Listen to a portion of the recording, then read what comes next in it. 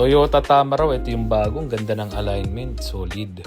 So good day. So we have a client today, brand new Tamaraw FX.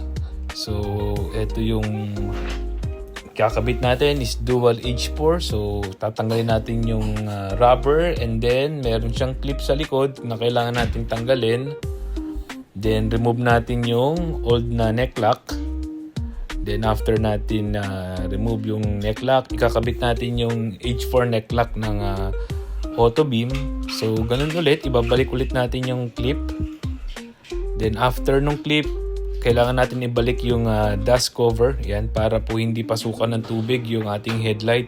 Importante po may balik natin ito. So ayusin lang natin yung fitment ng rubber, and then syempre lalagyan na natin yung ating auto beam LED. Ito po yung mid-level dual H4 socket. Then ayan, pasok natin.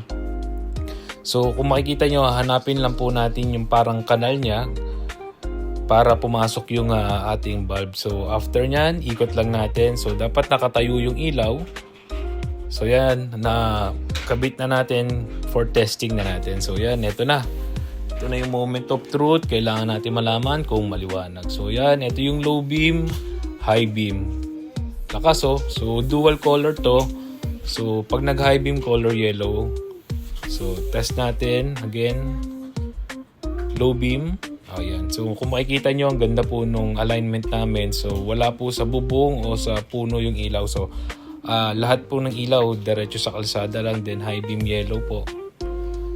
So yung output ng auto beam wala talaga sa poste. Talagang diretso sa kalsada lang. Thank you.